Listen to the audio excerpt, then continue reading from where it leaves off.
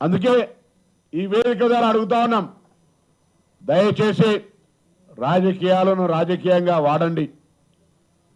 బాధ్యత గల ప్రతిపక్షంగా వ్యవహరించదలుచుకుంటే మీరు ముందుగా ఏదైనా మేము చేసే పని సవరించాల్సినది, ఇది సవరిస్తే ప్రజలకు న్యాయం జరుగుతుంది. నిజంగా ప్రజలకు న్యాయం జరగాలని ఒకవేళ మీ ఆలోచన ఉంటే, నేను హైదరాబాద్ ఇన్ఛార్జ్ మంత్రిగా ఉన్నా, మీరు ఒకవేళ ముఖ్యమంత్రి గెలవడం మీకు ఇష్టం లేకపోతే రండి, నేను తప్పకుండా మీ ఆలోచనను నిజంగా ప్రజలకు ఉపయోగపడేది ఉంటే ఆ ఆలోచనను అమలు చేసే విధంగా మా కార్యక్రమం తీసుకుంటాం.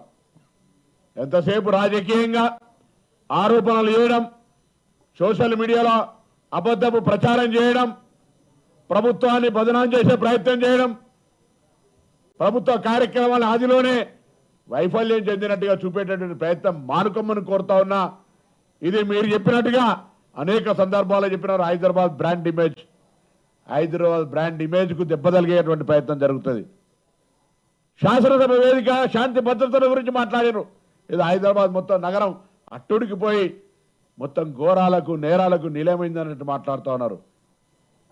హైదరాబాద్ సంబంధించి శాంతి భద్రతల విషయంలో కావచ్చు, ఎన్నికల నిర్వహణ కావచ్చు, దాని తదుపరి ప్రతిష్టాత్మకంగా రాష్ట్ర రాజధానిలో ఒక సాంప్రదాయానికి అనుగుణంగా జరిగేటువంటి అనేక పండుగలు కావచ్చు,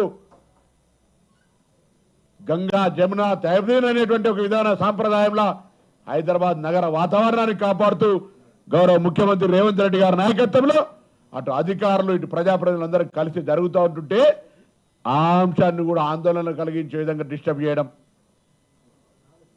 అందుకే ఇలా మేము స్థానిక హైదరాబాద్ సంబంధించిన వాళ్ళందరం ఇలా మా గౌరవ పార్లమెంట్ సభ్యులు ఇలా మూసీ ప్రాంతం ద్వారా ఆ ప్రాంత రైతాంగానికి న్యాయం జరగాలి.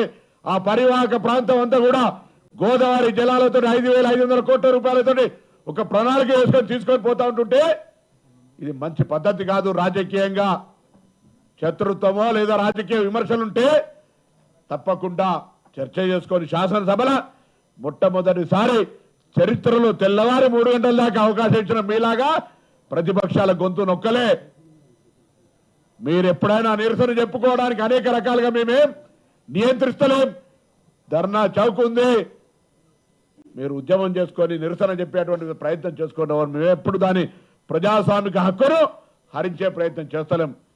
కానీ అనవసరపు ఆరోపణలు చేస్తూ ఉంటే కూడా కాంగ్రెస్ పార్టీ నాయకత్వం కానీ తెలంగాణ వ్యాప్తంగా ఉన్న రాష్ట్ర స్థాయి కార్యకర్తలు చూస్తూ ఊరుకోరనే మాట కూడా ఈ సందర్భంగా హెచ్చరిక చేస్తాను. ఒళ్ళు నాలుక 2 దగ్గర పెట్టుకొని బాధ్యతగా విమర్శ చేసే సందర్భంలో అది వాస్తవాల గురించి మాట్లాడకపోతే రాబోయే కాలంలో తగిన పరిణామాలు ఎదుర్కోవాల్సినటువంటి హెచ్చరిక కూడా ఈ సందర్భంగా తెలియజేస్తాను. ప్రభుత్వ పరిపాలనలో ఎక్కడేదైనా లోపాలుంటే మీలాగా కనీసం వినకుండా ఉండేవాళ్ళం కాదు.